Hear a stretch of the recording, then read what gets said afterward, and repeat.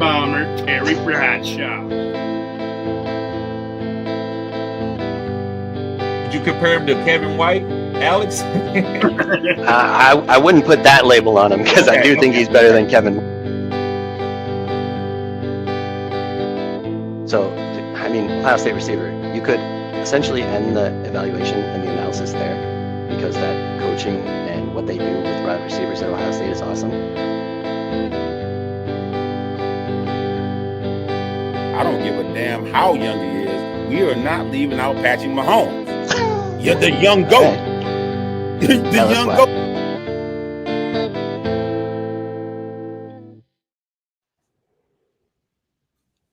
What's good, YouTube? What's poppin', my guys? How you doing today, Alex? Good. How you doing, bud? It's a Thursday night and we're here to talk football, so it's always a good day. Yeah, another day of fantasy football. What about you, Sean? Doing all right. Same thing. Ready to talk some ball. Get into it. We got the Ravens made quite the signing this week, signing Jair Alexander to that secondary that's already loaded. Like, I don't know if he's coming in to be one of the guys because Nate Wiggins had a pretty good rookie season. I don't know why you would demote him any. So Jair's probably coming in as like maybe the nickel guy or something. But even if it's a rotational piece to spell those guys when they need a break, Marlon Humphreys and Wiggins, like that's even a great addition there too for the depth piece. Yeah, Rich get richer. Right, that's exactly right, Terrence. Because the secondary did need help, and last year they made some improvements, and then with what they did in the draft, and then bringing in Jair Alexander to add to that secondary should be so much better this coming season. Oh, I can only imagine Regina when she's seen the news. Oh yeah, Absolutely. Hey, he's family now. Yep, that is true. And then your boy, your boy, matter of fact, all y'all boys, because y'all claim him over me, got a speeding ticket, man. How many speeding tickets he gonna get? As many as 2 in a month. Hey, when he's on the road should be clear anyways. Man, hey, you got to make better decisions. I mean, he wasn't drafted in the first round. This not a first round pick. You can't be making all these mistakes. No, but Yeah. I don't. He's got the money for these tickets, so I don't think that's the issue. But I think you'll see primetime probably come down on him in like the back end where we won't see it, but going to be talking to him like you don't need to be like what you're saying, right? You don't need to be in the news for this type of stuff. Smarten up. Exactly. He being stupid. I already know how you talk. You being stupid, man.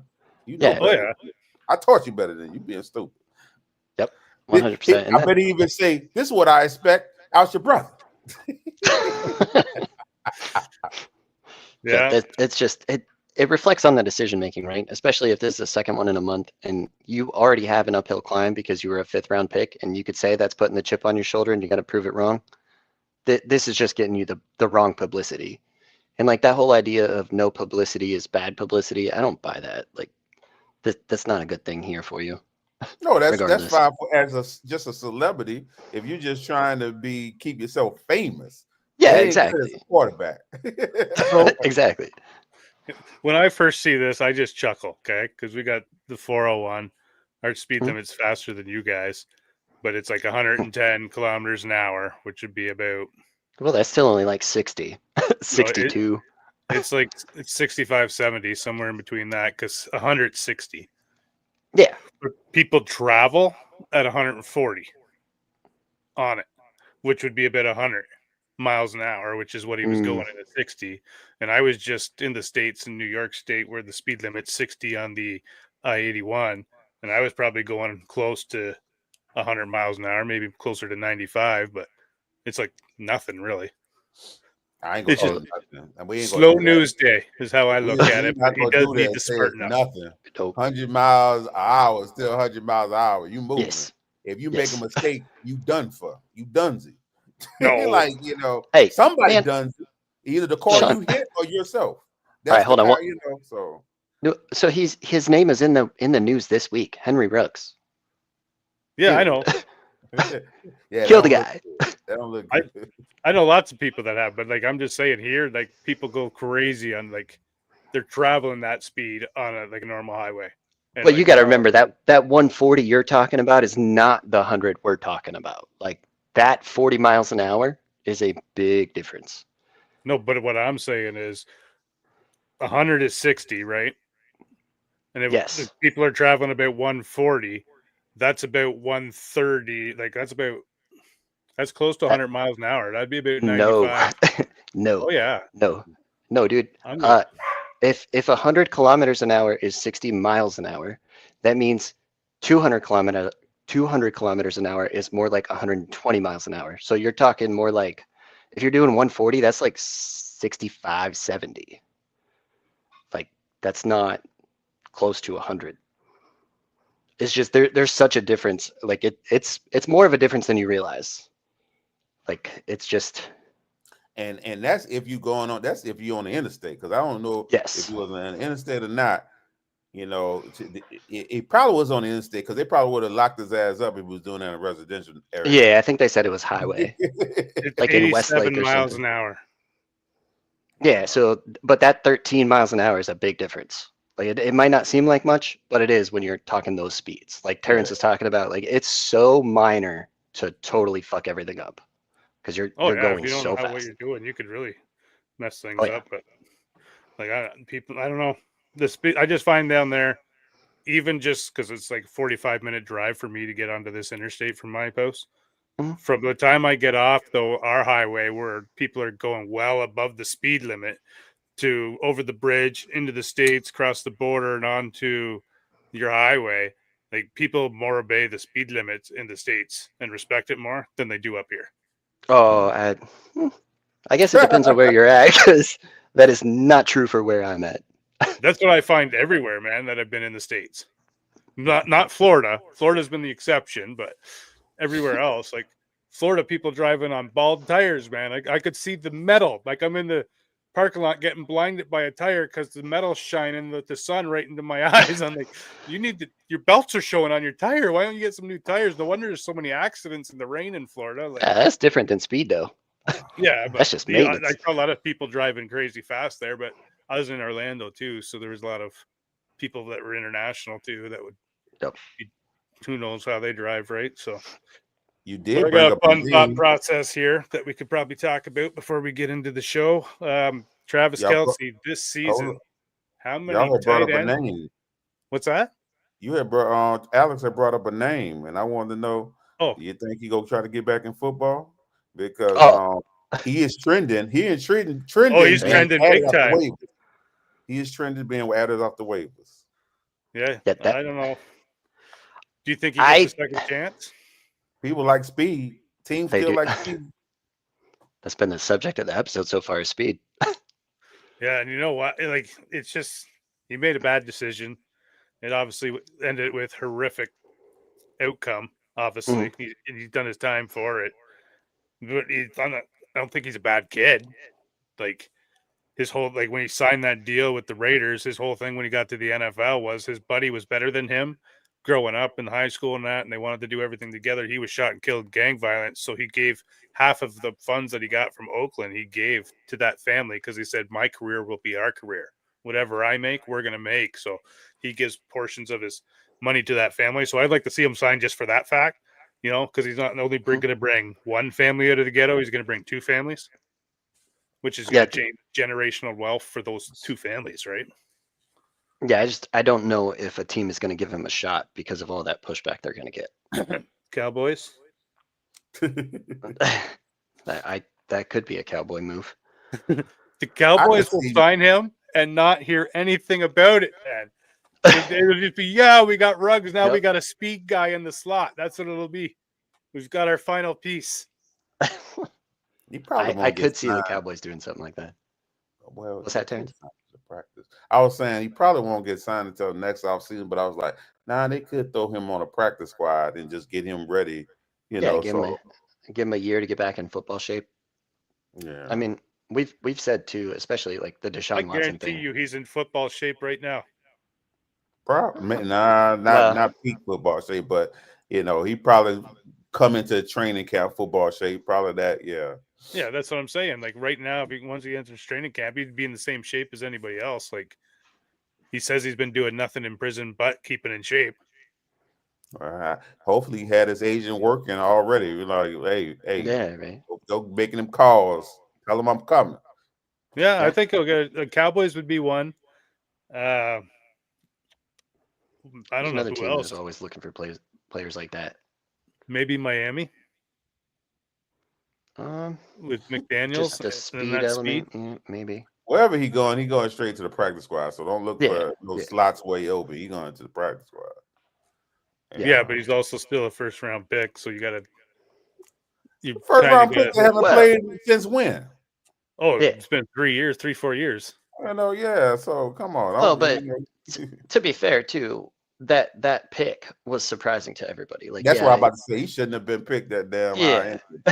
I mean, you run that fast, you getting picked first round. I mean, Matthew Golden, it felt like shouldn't have got picked first round either.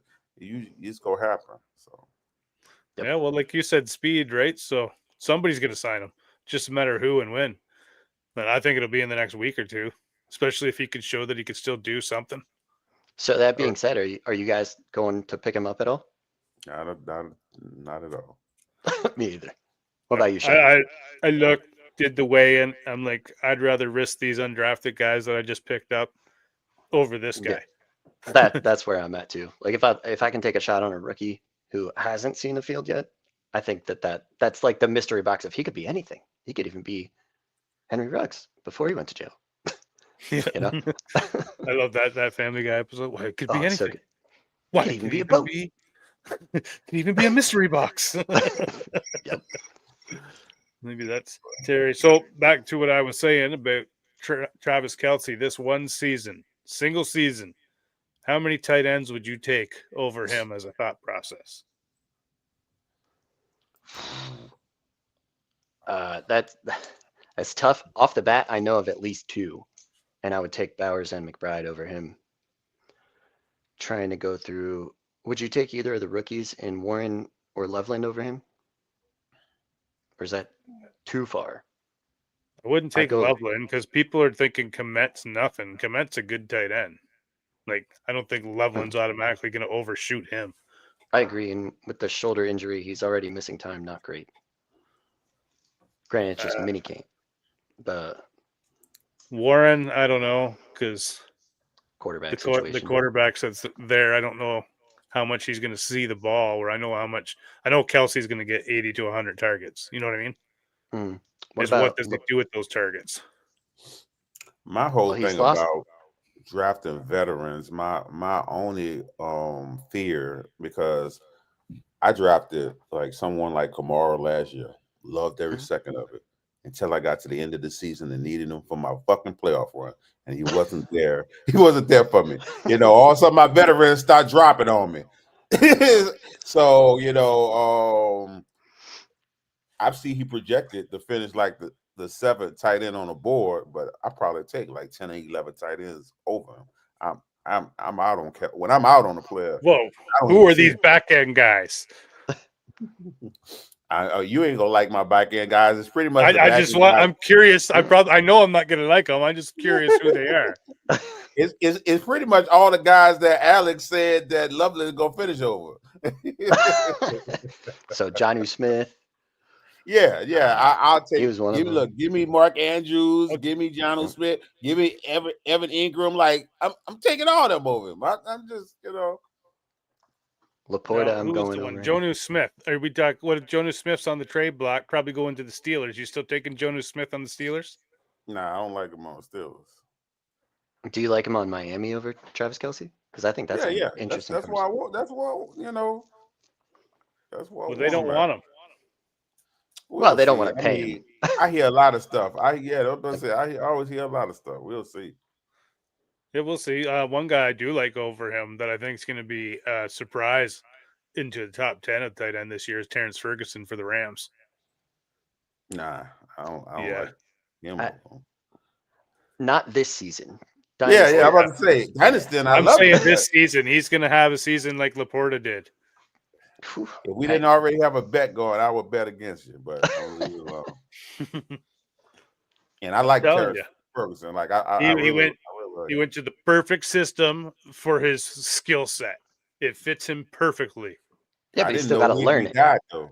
I didn't know Higbee died. Yeah, he did a couple years ago. He hasn't played football in 2 years. We just talked about Ruggs, and now we're going to say, oh, but Higbee, that doesn't count? Come on. Higbee can't stay healthy. He's going to go down in preseason. And then Ferguson's going to get a shot, and then he's not going to let go, and Higbee's going to be the backup. That's what's going to happen. It's already written. I've seen the script.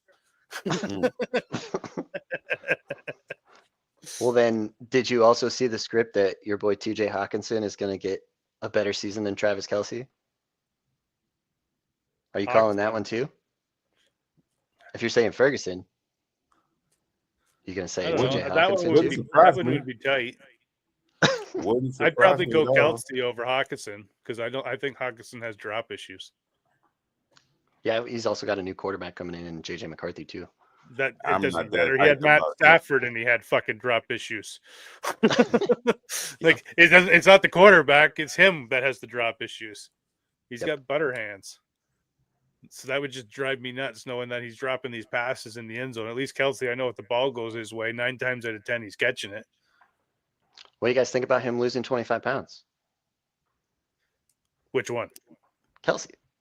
Well, he's got that bang withdrawals there. Like he's on the bang diet. Well, my thought was like, how did Travis Kelce at this point have 25 extra pounds to lose? What was he doing last year? Well, he was going around traveling, drinking, partying. Just signed that big deal for the New Heights. Yeah, it's just like he's a professional football player. He's been doing this for what, like 15, 16 years now, right? Almost. 12. Yeah, but I think this offseason, if you're telling me he's lost that, he's probably gone and changed his diet around so he can be more productive in the league. Well, I agree. That's probably what he's trying to do. It's just interesting that it's happening now when we're talking about retiring for him every year, you know? Yeah, but he's never really had to work at it before. He's just been able to party, go out there, play, dominate, score touchdown, go party, go to practice. Keep doing it. You know what I mean? Like at some point now it's catching up to him because he is getting older. Like what is he, 34? 35, like 35. Yeah, that's about when I think the partying hit you. That's when it started hitting me. Gonna be 36 by the time the season over. I'm like, nah, I can't do it. I can't do it. Antonio Gonzalez played till he was like 39. I don't care what he playing. I'm talking about how you produce it. I don't care. Exactly. Like, yeah, he's playing. I think he's still a top 10. Well, that's. I mean, that's not really saying much. Tight end position. Yeah, 2 touchdowns, you might be tight end 10. Yeah, but this is what I'm saying. He's a guaranteed top 10. People that you're mentioning aren't guaranteed. That's not saying anything great. Yeah. You know, if you could say you're a guaranteed top 5, I feel more comfortable. Guaranteed top 4, that means you moving, you know. But I think he's guaranteed top 6, but I wanted to say top 5 because let's say tight end 7 to 15 gonna look real similar, you know, like. Yep, exactly. That's not if he's tight end 10 for you, you're not getting that positional advantage you're looking for. Because that guy you're playing, if he has any of those 9 in front of Kelce, you're losing. If Kelce gives you that tight end 10 week, is that going to give you an advantage over your matchup at all? Oh, he's still going to give you tight end 1 week. So he'll have some games, he'll have 3-4 touchdowns. Right, and those are the games you're going to want, but you're not getting that advantage every week. Like I don't believe he's going to have those games, no 3-4 tight end touchdown games. Who you think? Come on. You could have that easily. In the red zone, that team moves the ball. They haven't been scoring like that for you to say 3-4 touchdown games. I'm not saying easily, but like it's possible for him to do it. Matter of fact, I noticed he didn't start ramping up until the real playoffs. Yep. So that's why I don't even want to bet on him like within the season. You know, I don't even want to bet on him.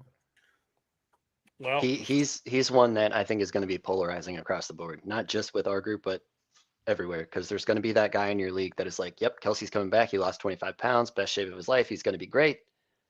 And then anyone that had him last year, you're not going back to him because you were disappointed after what you got last year.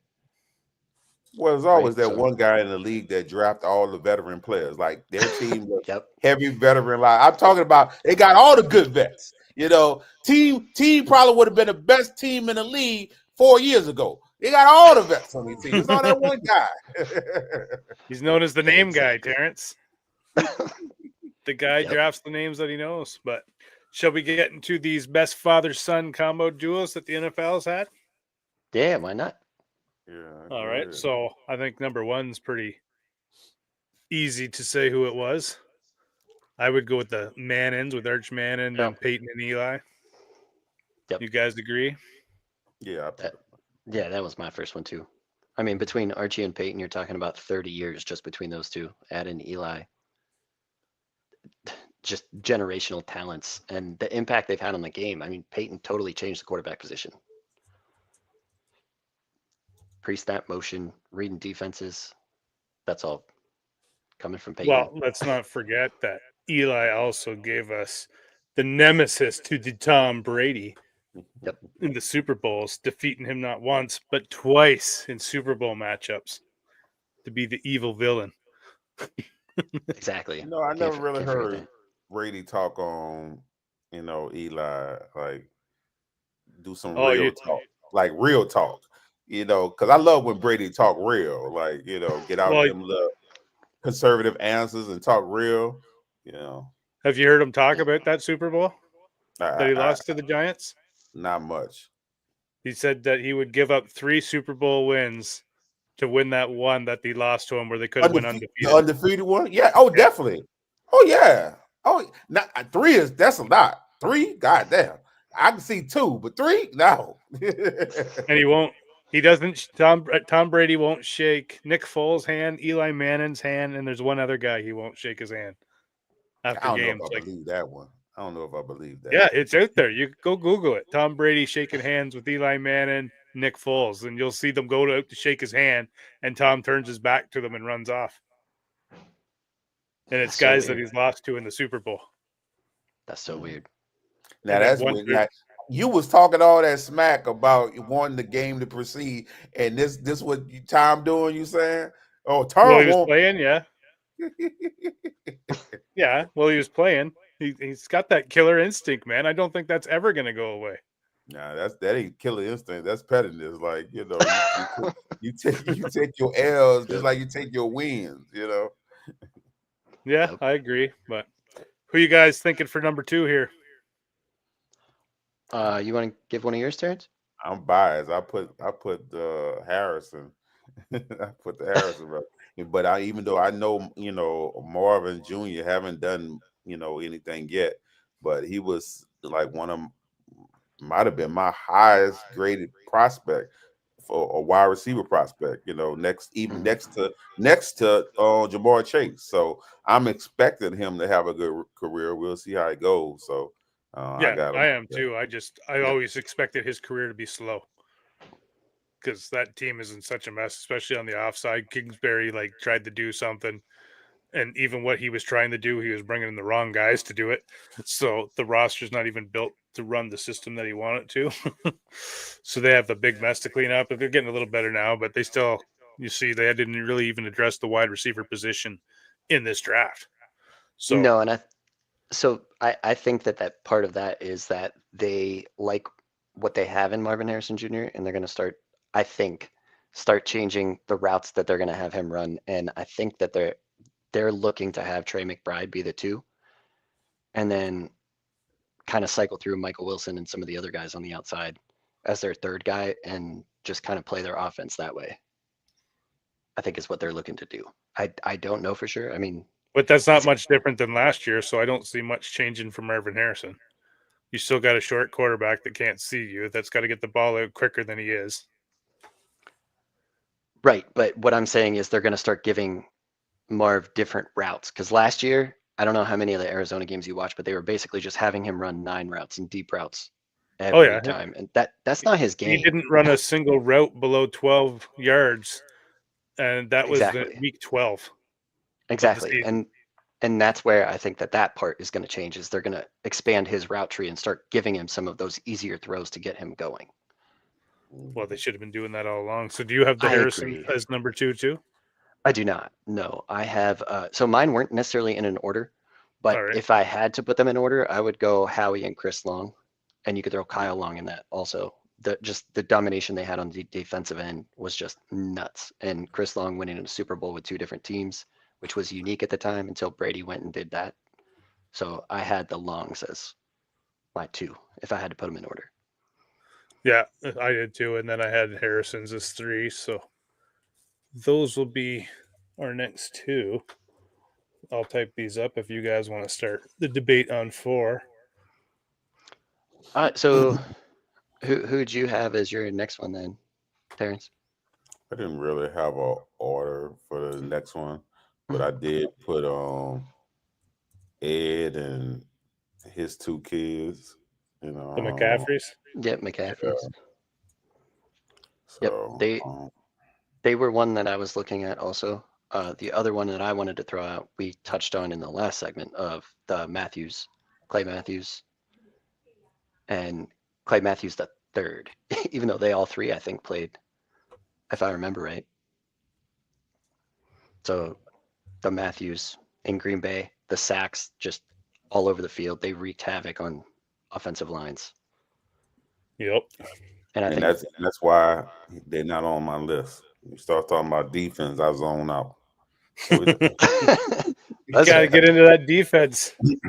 Talking about defense, zone out. Only time, look, I make sure I pay attention to the defense when somebody's sending me a trade and y'all in that league we in. Like, well, let me go see exactly who these people are. That man, bro, TD's so hard to trade with.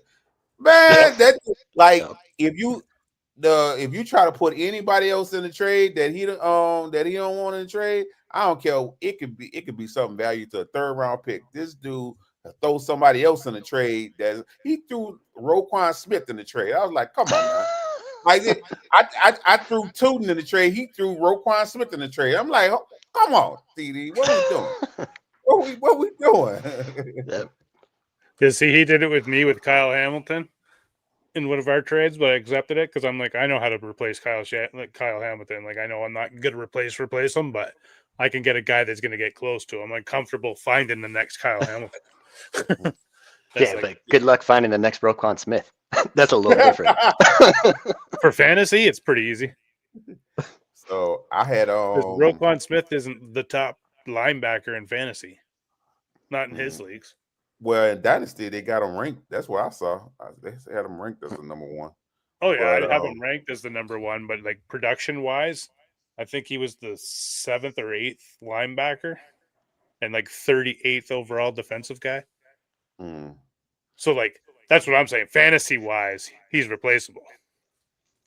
And the trade we end up getting done, just for the people to know, I gave him his Isaiah Likely. He loved his Isaiah Likely. I also gave him A-Chain to get Puka because he got Puka in the steal deal. So I was trying to send him some picks and like to give him a quick turnaround, profit. A quick profit, and he wasn't having. He didn't want none of my pick. I was hesitant to give him A-Chain because I don't have too many starting running backs. I said I didn't want to pull the thread from my team, and now I got to go fight for running backs. But I said, you know what? If I'm gonna put my profit somewhere or put my assets somewhere, I'd rather them being wide receivers. So I said, let me just take this because I remember having A-Chain last year in them games where 2 was out. Oh my God, the offense just went to shits. Couldn't do anything. With the shits. So but and then the cold weather comes and it gets the shits. You go with cold weather. I'm telling you, man, they get in those cold weather games, and that team is no good. They're just speed. Well, speed gets neutralized in cold weather games. And what happens if they ever make the playoffs? What happens in the playoffs? You're going on the road and you're playing cold weather games because you're not good enough to win your division yet. Like, I don't see that happen, and I still see it being the Bills this year. So here's the crazy part to kind of add to what you're saying, Sean. Mike McDaniels in Miami is 3-14 against winning teams, like playoff teams. 3 and 14. He's no good. I've been saying this for a year now, Alex. You know that. I know, and I disagree. It's just I heard that stat today. I'm like, what the hell? I didn't realize it was that bad. But yeah, they're just basically beating up on the bad teams, and the bad teams aren't figuring out. They're not figuring out the single trick, and the good teams are figuring out the trick. So I might be changing my tune on Mike McDaniels. Like, he's a one-trick pony. It's pretty easy to figure out. I know the players love him because of whatever, like, in the locker room, the stuff he does. Well, his personality is awesome. Yeah, but I heard that dude. His interviews are great, super entertaining. But he's one of those guys that's going to have to, get fired, take a step back, get back into the offensive coordinator role somewhere else, and work his way back up, and then succeed as the second time. I think he'll be better that way because he got hired too quickly, I think, and he's got a lot of learning still to do. So get under somebody else that's not Kyle Shanahan, learn a different type of offense. You know what I mean? Yeah, almost where that one thing worked so well the first time, he just kept doing it and couldn't figure out how to adapt it. Yeah, kind of deal. Well, he adapted a little bit. He brought in the tight end position last year, but that's true. But I think part of that too was just how quick they. When you see a guy starting to chuck it, it's easy to go, he's heading that way. We need to get over there.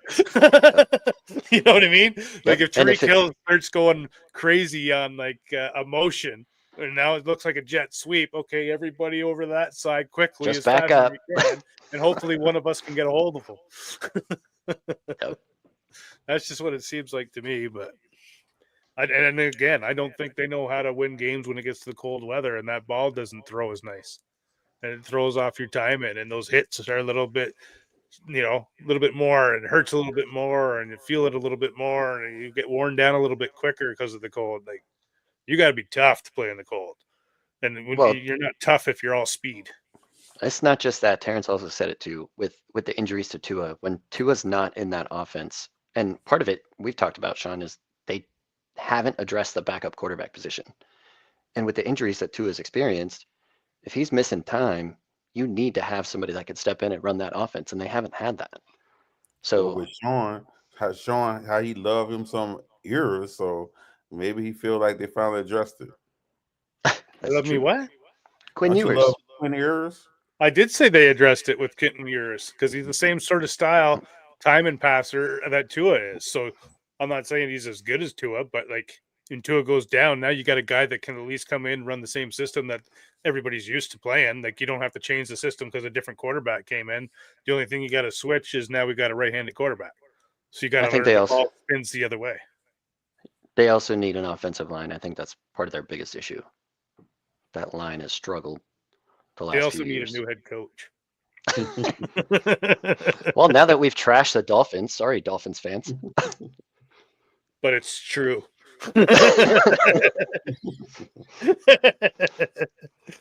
All right, so let's get into our undrafted free agents. Who wants to go first?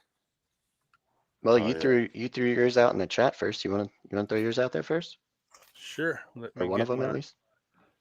Ticker up here. There we go. I'll put those up along the bottom. So to start, my number one guy that I like is for the Chargers, and that's Raheem Sanders.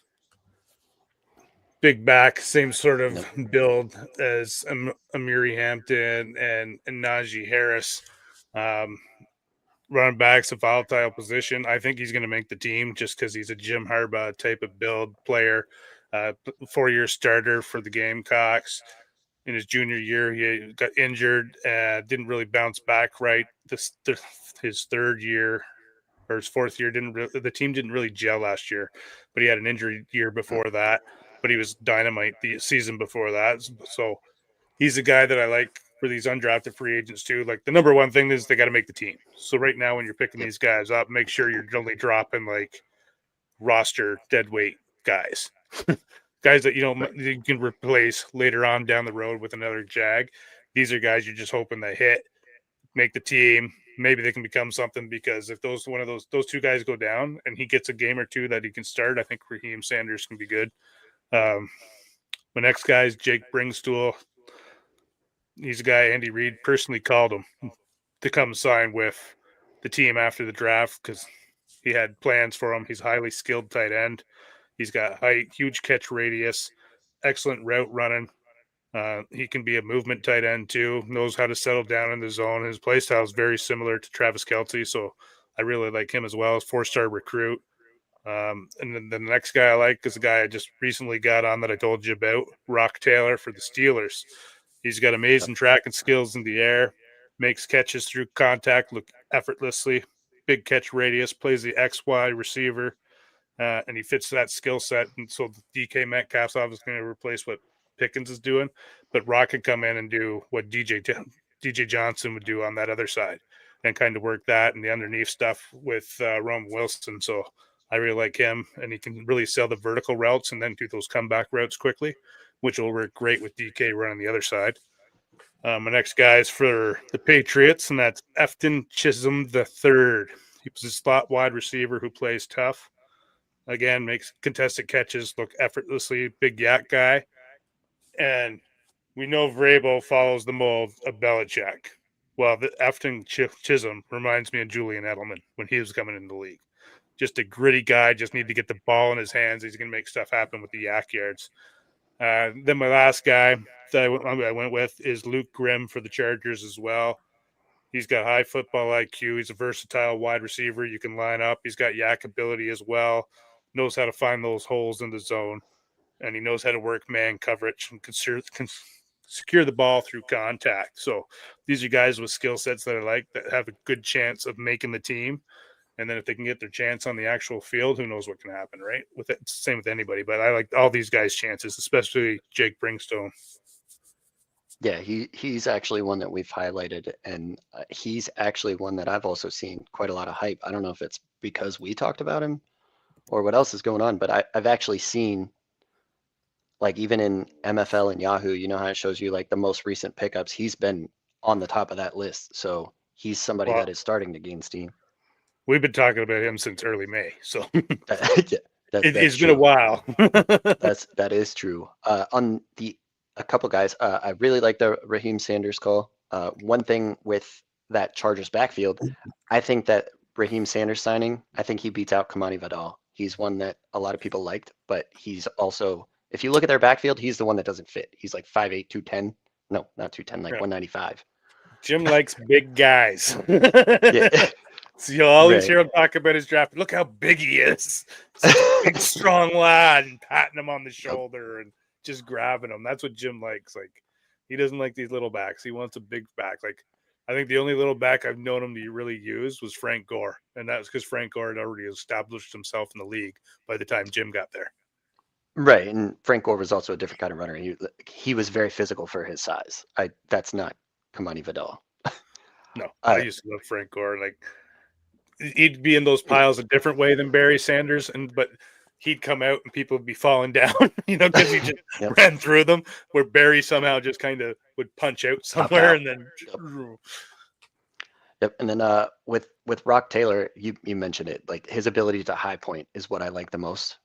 One thing that does give me slight pause is that if you're getting a lot of contested catches in college, it's good to be good at that, but it could also be an indicator that you're not getting the separation you need.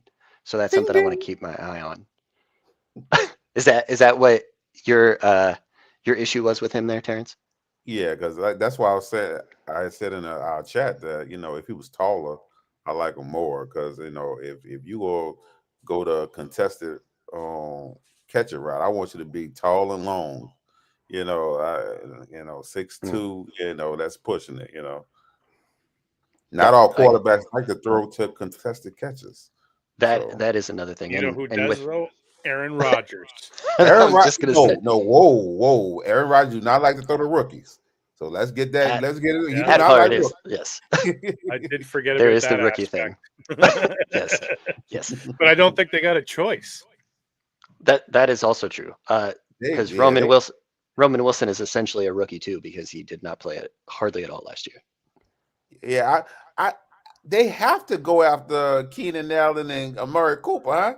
You got to go after them vets. One of the two. In my mind. One of the two, I would think. That would be a brilliant move. Make those guys go out all together. Let the Steelers down in the ship.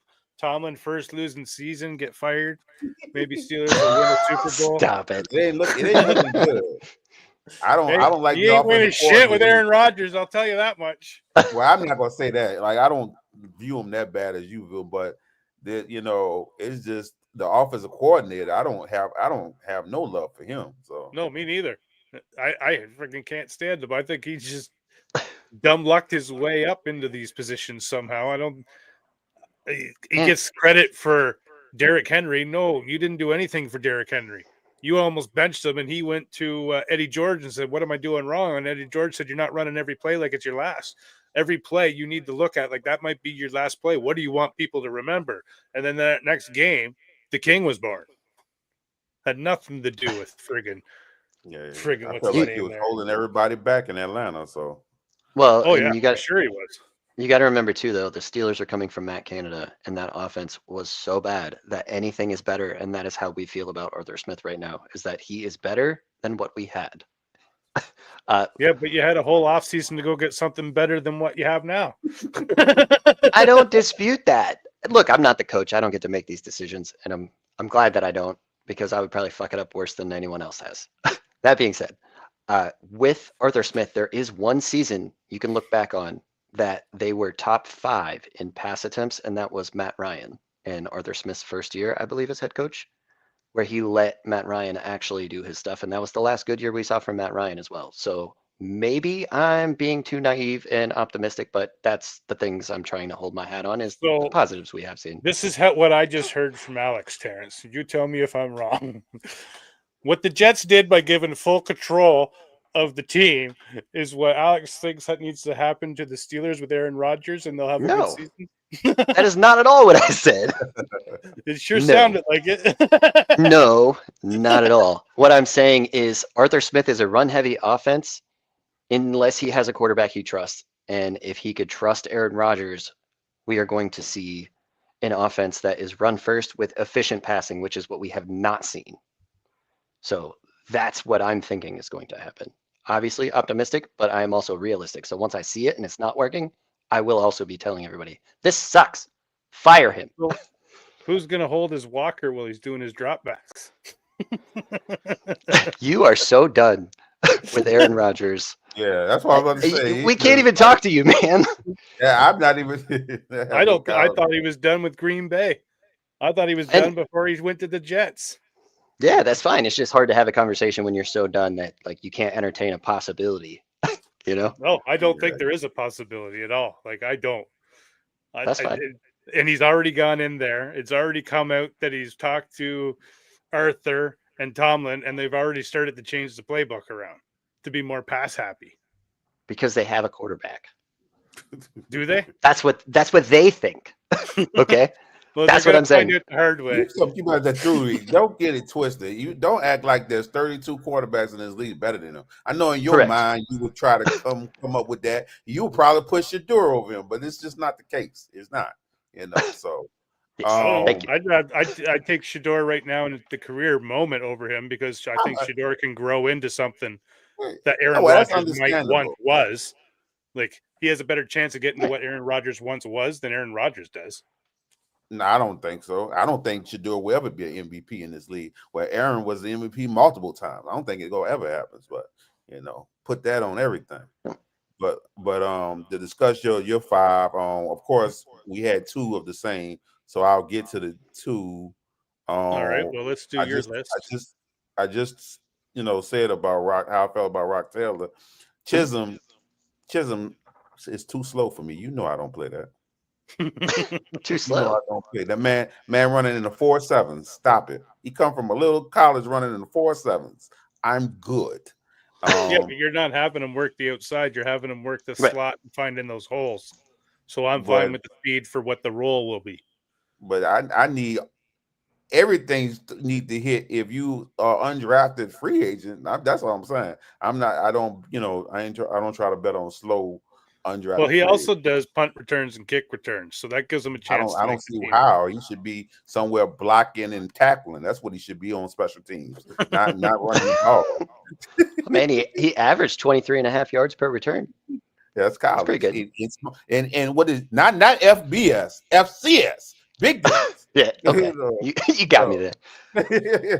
And then you introduced me to Luke Grimm because I didn't hear about him until you put his name in the chat, and I went and checked him out. I did, like him. Like, he is not bad. But my 5. Do you not see Luke Grimm? If for some reason Ladd goes down, Grimm can slide into that.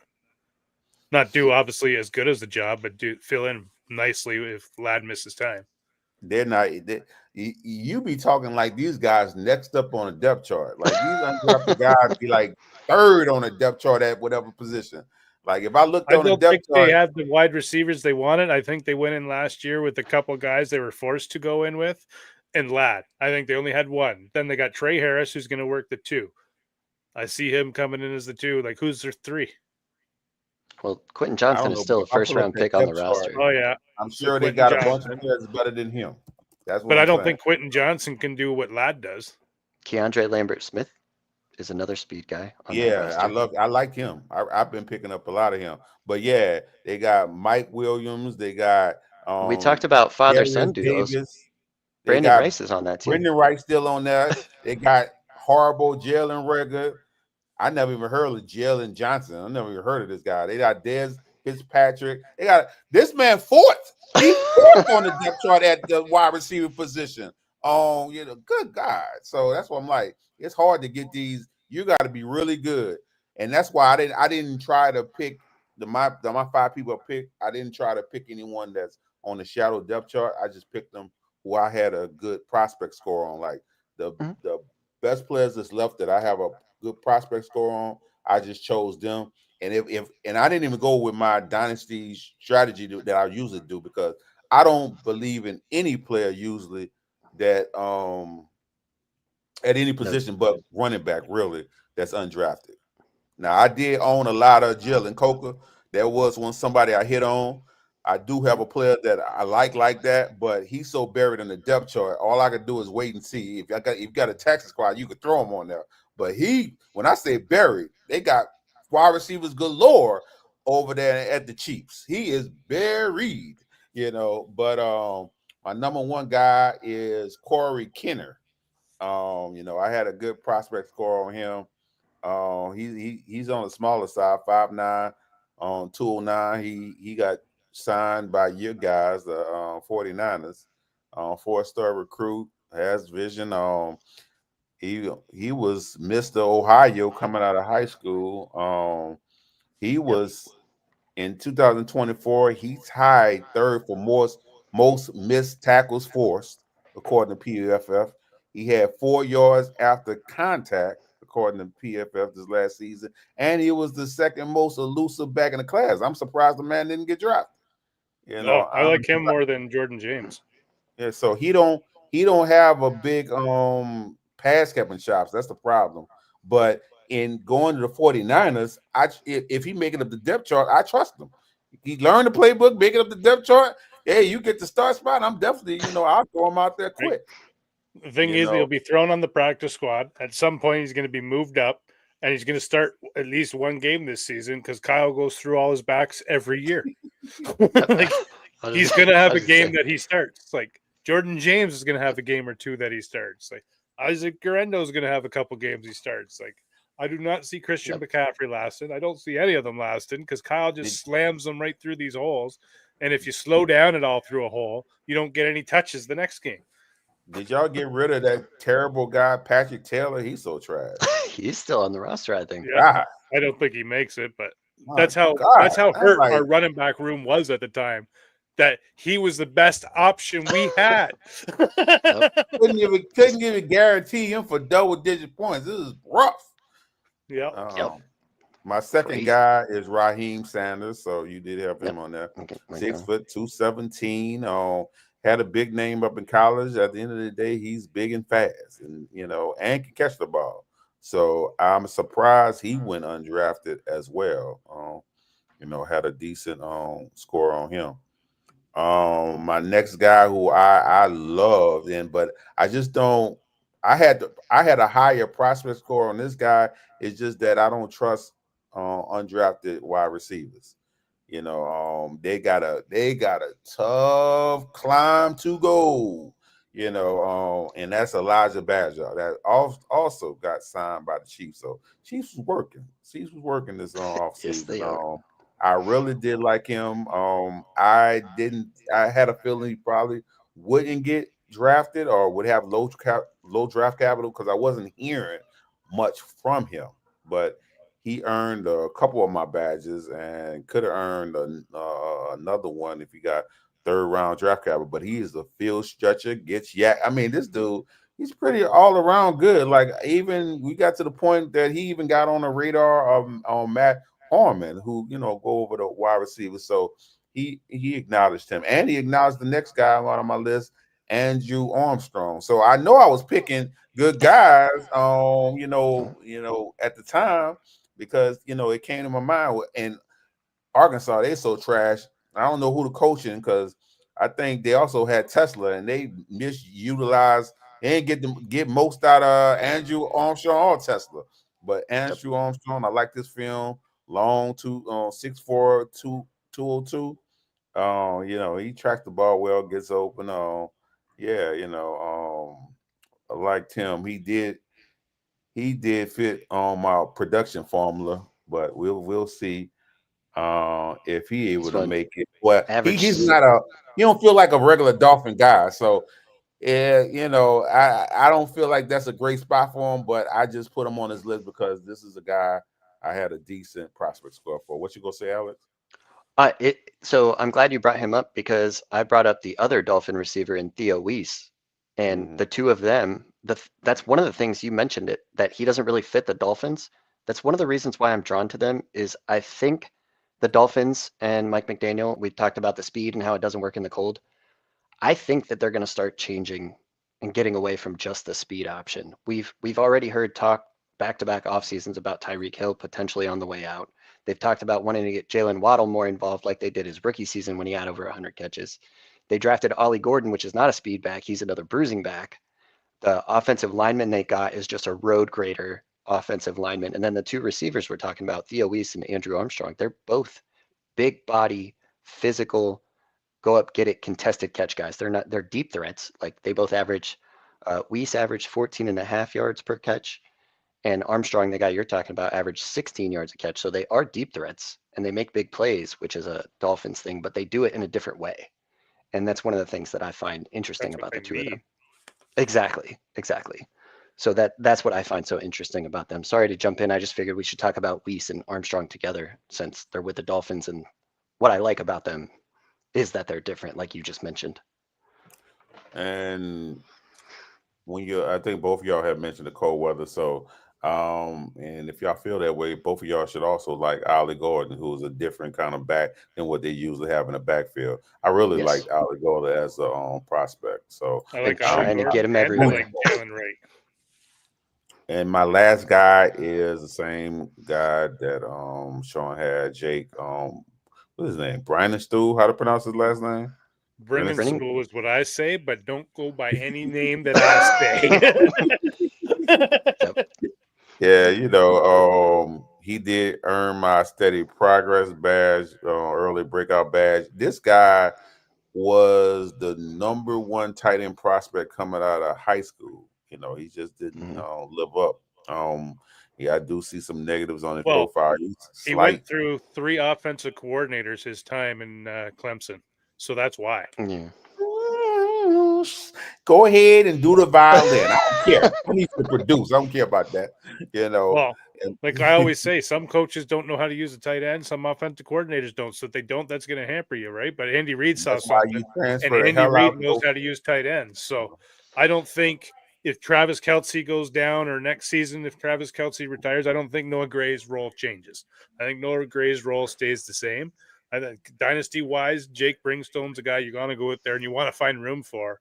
Get him on your taxi squad, whatever, because next year or if Kelce goes down, I think he slides right into that role because they got the same sort of play style. Like I'm thinking Travis Kelce when he come out of college from Cincinnati and what he looked like and what Andy Reid made him become, I see those same sort of similarities with Bringstone. Maybe. I'm not really optimistic when it comes to undrafted tight ends. You know, I'm told you, I only would pick up undrafted running backs. Any other position, I'm really unoptimistic about. But, the negatives I did see, like I say, he's on the slimmer side, 234. Have less than 9-inch hands. Yeah, but he's 6'8". Isn't he And 6'8", something like that, or 6'7"? Yeah, he's 6'5". He's 6'5". Okay, see, I thought he was 3 inches taller.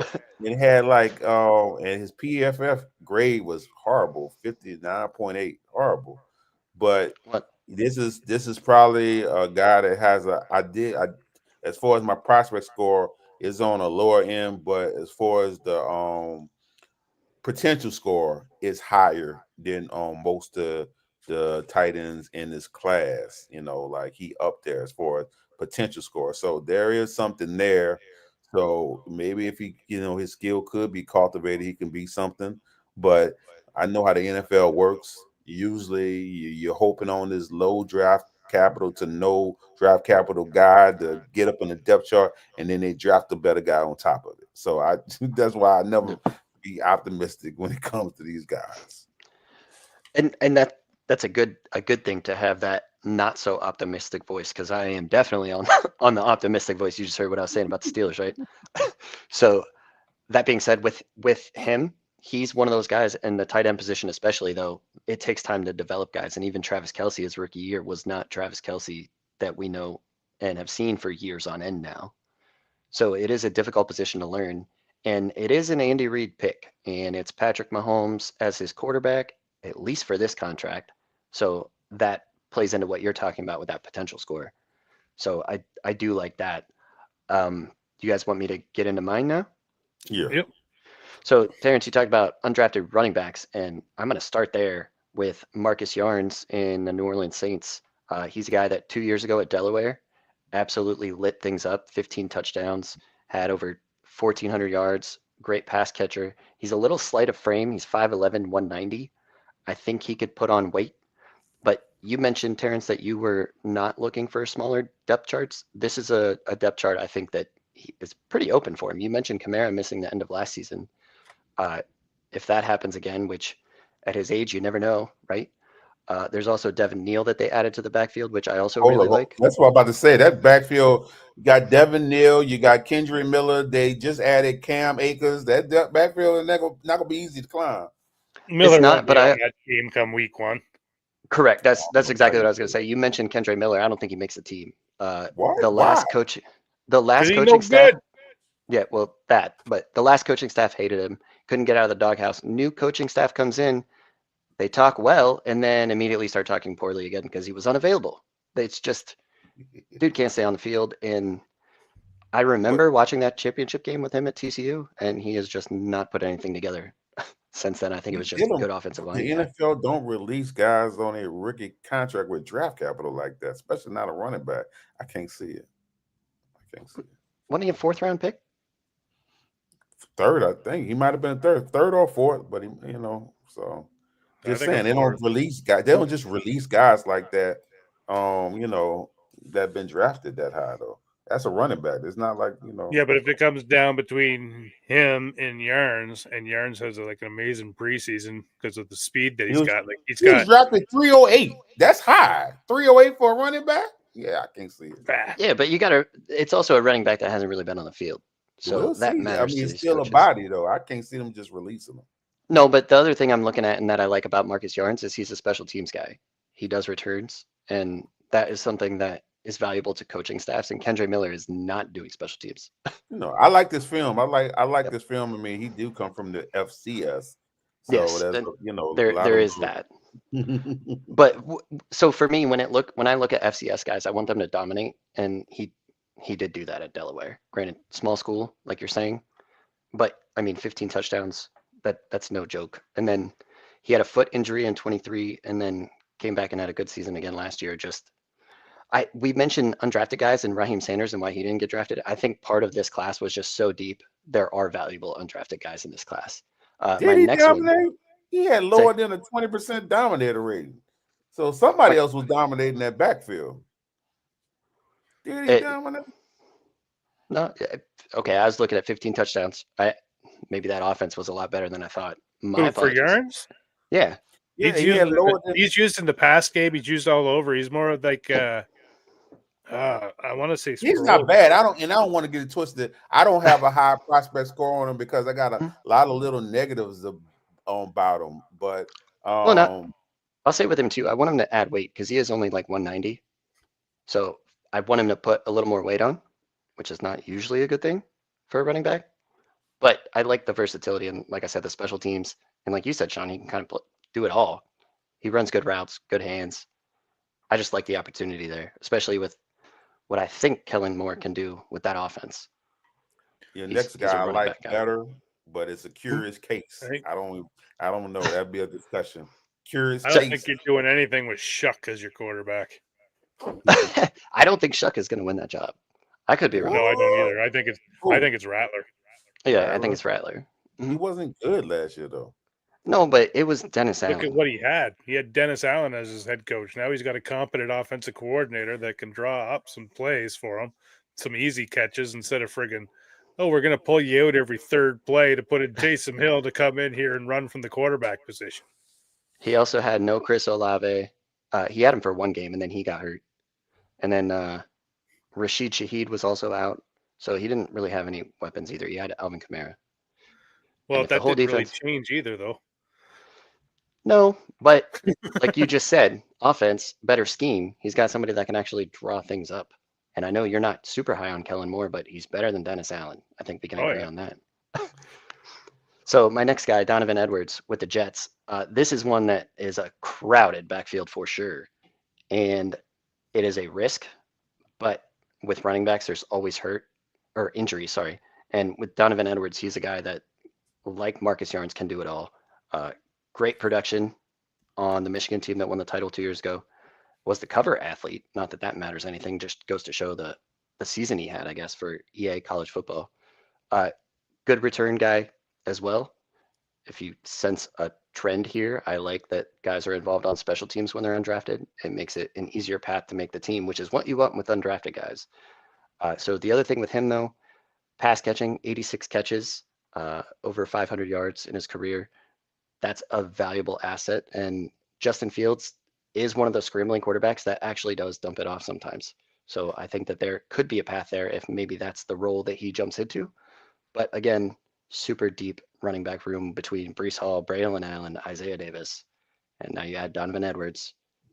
It's tough sledding, that's for sure. But if he breaks in, I like his chances.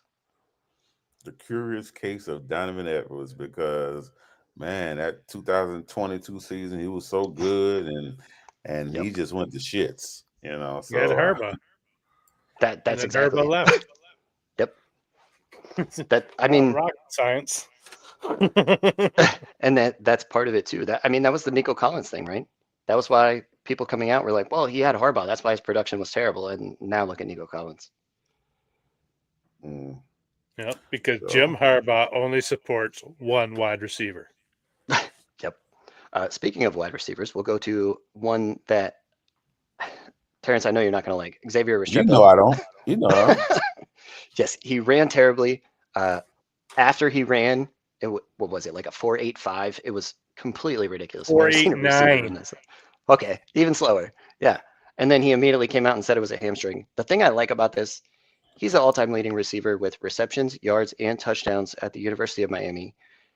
The Titans, who drafted Cam Ward, signed him as an undrafted free agent, so he's already got the chemistry. And Sean, you touched on it a little bit when we were talking about one of my other guys in Efton Chisholm, that speed doesn't matter as much in the slot because of what they're asked to do. It's get open quick, and that's something that Restrepo can do. So I like it. Plus, he's already got the chemistry with Cam Ward because they play together. So I think that gives him an advantage even over the other guys in that Tennessee room. I'm with Terrence. It was a pity sign. Because everybody that interviewed Cam Ward, he's like, oh, draft friggin' Restrepo. And nobody wanted to. And so when he went undrafted, what are the Titans supposed to do? Not go get him? Hey, that's fair. But what did you like about Cade Stover going to Houston? It was because CJ Stroud. Well, he was also a good tight end, I think. Like, he was my fourth tight end, I think, that class. So do you think that the leading reception yards and target or touchdowns at Miami is a fluke? I don't think it means nothing. Ask Nick Nash. That's his name, Nick Nash. Yeah, with Atlanta. The Triple Crown guy coming out of college didn't even get drafted. So what does that mean? Well, no. So what I mean is Restrepo, that's his college career at Miami, not one season. No, I'm just saying. I mean, okay. I mean, you stay there long enough. You act like he wasn't there 5 years. That's fair. It's just with his quarterback coming, I think that there's a chance that he's already got the chemistry and that receiving room. I mean, are you scared of Calvin Ridley as a receiver or Tyler Lockett? I think Calvin Ridley go have a decent season this season. I think there's an opportunity. That's the big thing with these undrafted guys. That's what we're looking for is opportunity. So that's why he makes my list. My next guy, who do I got it for? I apologize. You got Chisholm. Oh, Chisholm at 4. Yeah. Okay. So the thing that I like about him, he's 5'11", so he's a little bit bigger than Pop Douglas, and Pop Douglas is a guy that has shown flashes in that offense as a slot guy, and I think that that's a position that Drake May is going to take advantage of. And yes, you mentioned the speed, but like I said with the slot, I don't think you need to be fast to get open in the slot, and that's a position that I think can be exploited in that offense with the Patriots. Quick passes, because we think the offensive line is going to be great, right? It's going to be better. Yeah, they got a guy that's going to die for Drake May now, Will Campbell. Yep. And Drake May needs that. So I like that.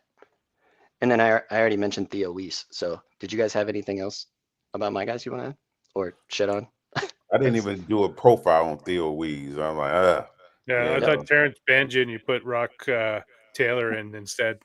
So what the chat. Oh, that's all right. That's right. I like Rock Taylor too, and he's one that you and I had talked about, Sean, prior to this. And I like that there is opportunity in Pittsburgh, like we talked about. I mean, Robert Woods is on that team too, and right now he might be a starter just because how weak that receiver room is. So that's where I think Rock Taylor can have an opportunity to step in. We got a comment here. Who are you higher on? Ridley, Olave, or Cup?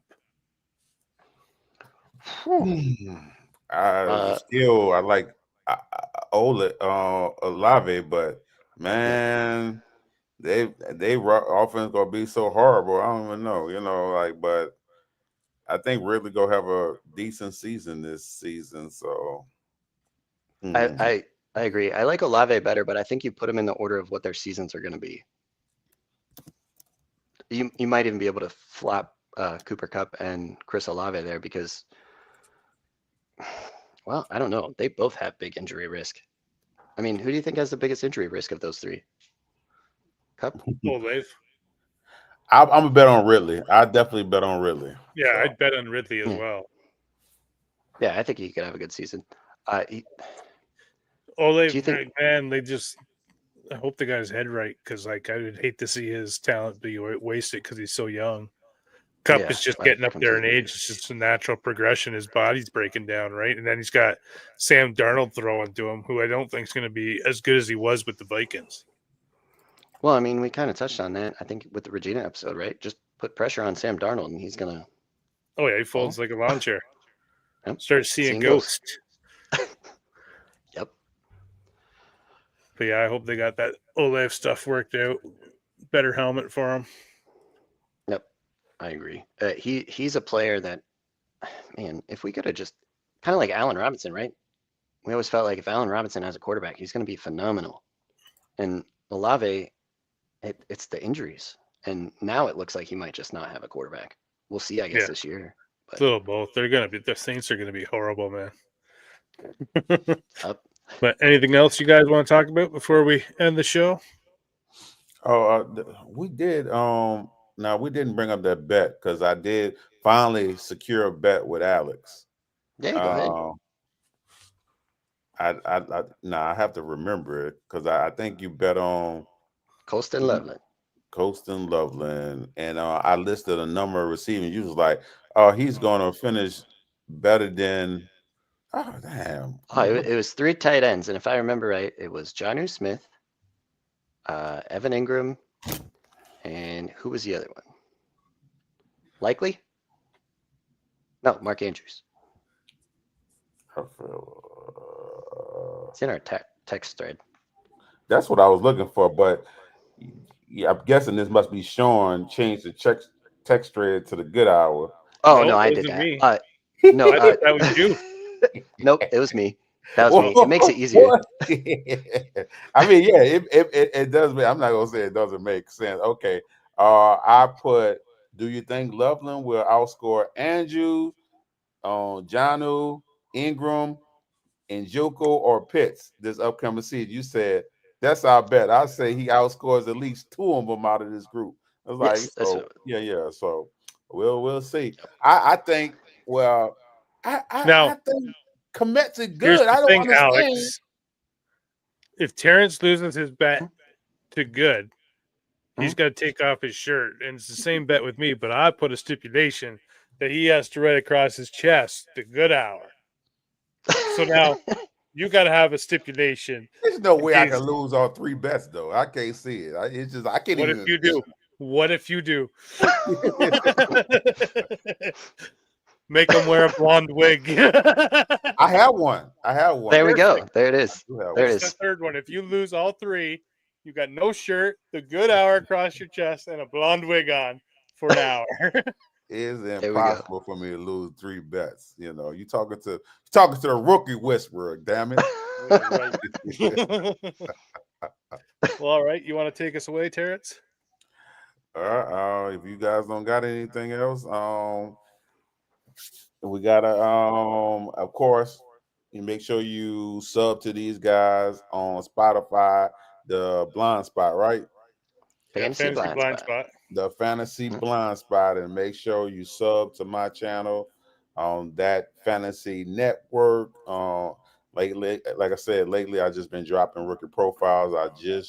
My next rookie profile I'm gonna drop in the morning. I think that's on Dante Thornton, since he got some traction. And last one I dropped was on Jaden Blue. You know I'm not high on Jaden Blue, so I had to kind of rip him. I had to kind of rip him, Sean. He's got the speed. I don't think he's a main guy, but he's a good change of pace guy. I said, look, if you dreaming his ceiling, if you're dreaming of a ceiling, then maybe you might get some Jalen Warren production, but that's the ceiling you're dreaming that about. could be usable. Yeah. That could be usable. Could be, but all right, until next time, see y'all next Thursday. Peace.